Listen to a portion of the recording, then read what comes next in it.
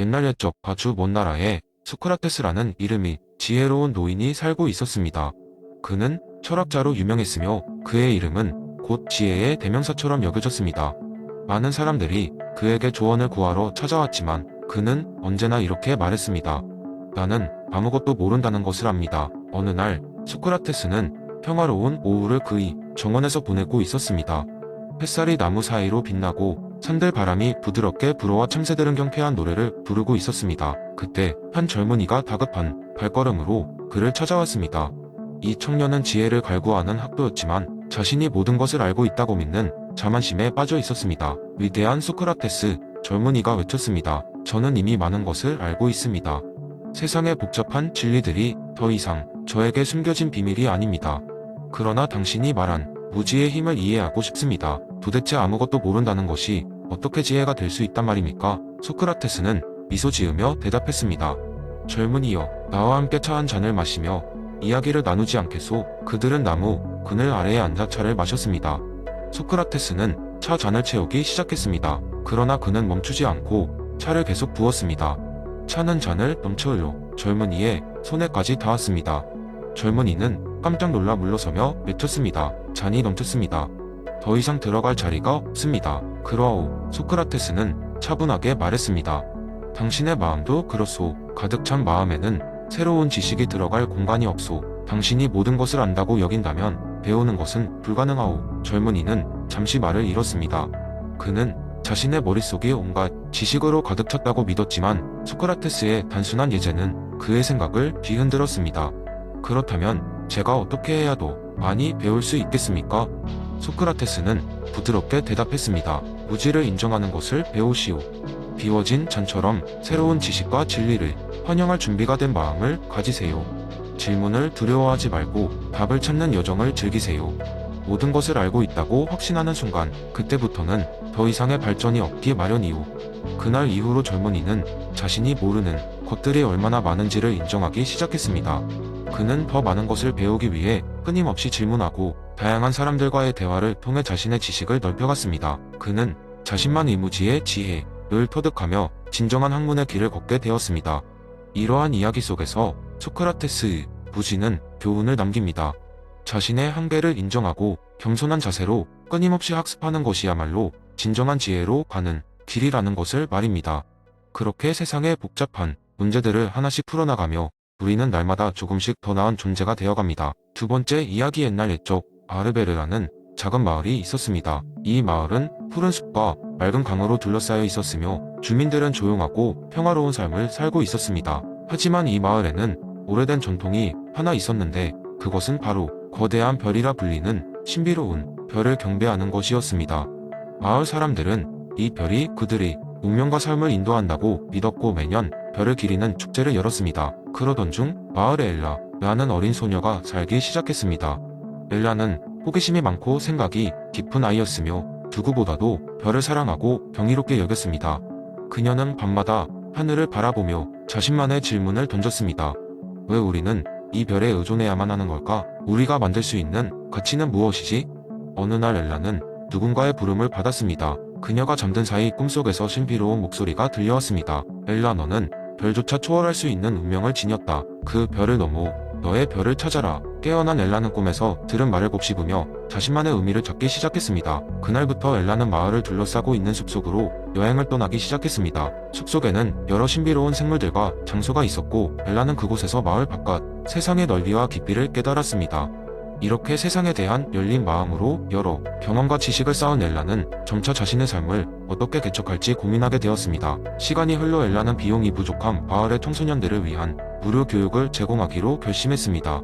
그녀는 배운 것을 공유하고 그들 역시 자기만의 별을 찾을 수 있도록 돕고 싶었습니다. 그녀는 학생들에게 삶의 질문을 던지고 답을 찾아가기보다는 스스로 질문을 발견하도록 독려했습니다. 너에게 그 별은 무엇이니? 너의 가치와 힘은 어디에서 오는 걸까? 엘라의 노력 덕분에 마을은 점차 변화하기 시작했습니다.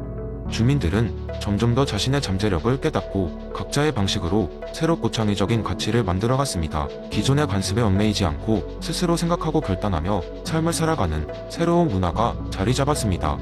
엘라는 마을의 모든 이들이 자기만의 독특한 별을 찾을 수 있기를 바랐습니다. 시간은 흘러 엘라가 음성 목소리를 처음 들었던 날로부터 수십 년이 지났습니다. 그녀는 어른이 되었고 수많은 사람들에게 영감을 주는 존재로 자리 잡았습니다. 마을 사람들은 그들에게 새로운 길을 보여준 엘라를 아르베르의 초인이라 불렀습니다. 엘라의 이야기는 오랫동안 마을 전설로 남아 초인이란 무엇인지, 자신을 초월하는 삶이란 어떤 것인지를 다시금 되돌아보게 했습니다. 우리는 모두 저마다의 별을 찾을 수 있으며 그 별은 우리가 넘어야 할 도전이자 창조의 가능성이 숨겨진 공간이라고, 그리고 엘라가 가르쳐준 대로 우리 안의 별은 그 누구도 아닌 스스로의 노력과 열정에 의해 더욱 밝게 빛나게 된다고 말입니다. 세 번째 이야기. 어느 날 평화로운 작은 숲이 있었습니다. 이 숲에는 다양한 동물들이 함께 살고 있었고 그들은 매년 숲의 규칙을 새로 정하는 대규모 회의를 열곤 했습니다. 이 회의는 특별한 의미를 가지고 있었는데 바로 숲 원초적 입장 회의였기 때문입니다. 모든 동물들은 무지의 베일을 두르고 회의에 참석했습니다. 이 베일은 각자의 종류, 지위, 능력, 먹이의 위치 등 모든 것을 가리고 단지 그들이 숲이 일부라는 사실만 남겨두었습니다. 이 특별한 날, 무지의 베일을 두른 동물들이 모인 숲의 중심에서는 열띤 논의가 시작되었습니다. 커다란 바위 위에서 자신을 베일의 안내자라고 불리길 원하는 신비로운 올빼미가 베일을 주재했습니다. 친애하는 숲의 친구들, 올빼미가 깊숙한 목소리로 말했습니다. 우리는 공정하고 평화로운 숲을 만들기 위해 여기에 모였습니다. 자신이 누구인지 상관없이 모두가 행복한 숲을 만들어 봅시다. 동물들은 서로를 알아보지 못했지만 그들은 더 이상 사자가 누군지 토끼가 누군지 신경 쓰지 않았습니다. 그들은 단지 모두를 위한 최선의 결과를 만들고자 했습니다. 가장 먼저 발언한 것은 다소 호소력 있는 목소리를 가진 작은 동물 렉스였는데 그의 제안은 숲의 식량 배분 방법에 대한 것이었습니다.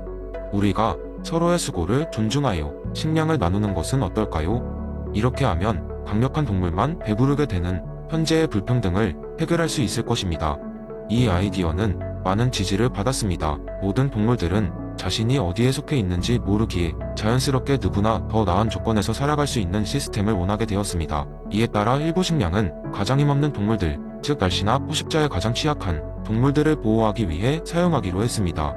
다음으로 또 다른 베일에 가려진 동물, 레오가 발언했습니다. 모든 동물은 자신의 의견을 말할 자유가 있어야 합니다. 또한 자유롭게 이 숲을 탐험할 권리를 가져야 합니다. 이 숲은 우리 모두의 것입니다. 레오의 발언은 강력한 자유의 원칙을 강조하였고 이 또한 설득력 있는 아이디어로 받아들여졌습니다. 동물들은 모두 서로의 자유와 권리를 존중하며 살아가는 법을 생각하게 되었습니다. 회의는 이렇게 몇 시간 동안 이어졌고 다양한 목소리들이 이야기되었습니다. 결국 숲은 모든 동물들이 각각의 위치와 상태를 신경 쓰지 않는 방식으로 규칙을 정했습니다. 이러한 결정은 종종 예상치 못한 형태로 서로를 도왔습니다. 사자는 평화롭게 풀을 뜯는 염소에게 가다가도 자신이 잠시 잊고 있던 무지의 베일에서 학습했던 공정함을 기억해 멈추었습니다. 그리고 모든 동물들이 참여한 시간을 소중히 여기며 더 나은 숲을 만들어가고자 했습니다. 그리고 매년 이 회의는 계속되었으며 어떤 변덕이나 무지의 베일 뒤에서도 모든 동물의 권리와 행복이 우선시되며 유지되었습니다. 이 모든 것이 원초적 입장과 무지의 베일 덕분에 가능하게 된 숲의 이야기였습니다. 여기서 우리는 우리가 어디에 속하고 있든지 간에 모두의 이익을 고려하여 공정한 결정을 내리는 것이 얼마나 중요한지를 배울 수 있습니다. 그렇게 숲은 날로 더 푸르고 평화로운 곳이 되어갔습니다. 네 번째 이야기. 어느 날 작은 마을에 살고 있는 철학자 존이 있었습니다. 존은 마을 사람들이 마이클 샌델의 공동체주의에 대해 더 깊게 이해할 수 있도록 흥미로운 이야기를 전하기로 결심했습니다. 그래서 그는 마을 회관에 모인 사람들에게 다음과 같은 이야기를 들려주었습니다. 옛날 옛적에 아르카디아라는 아주 아름다운 마을이 있었습니다. 이 마을은 상가들이 어우러져 사방이 초록빛으로 둘러싸여 있었고 마을 사람들은 아주 친밀하게 지내며 함께 농사를 짓고 축제를 열었습니다. 그러나 이 마을에는 특별한 규칙이 하나 있었는데 그것은 바로 공동의 잔이라는 제도를 유지하는 것이었습니다. 공동의 잔은 마을 광장 가운데에 놓인 큰 물병이었습니다. 모든 마을 사람은 이 물병에 매일 아침 자신이 제일 처음 마신 한 잔의 음료를 붓는 것이 규칙이었어요. 커피, 타, 우유, 과일, 주스, 심지어 어떤 날은 시원한 맥주까지 넣기도 했지요. 이렇게 만든 음료는 매주 열리는 마을 축제에서 모두 함께 나누어 마셨습니다. 마을 사람들은 이 잔의 음료를 마시며 서로의 일을 묻고 어려움을 나눴으며 축하할 일은 함께 축하했습니다.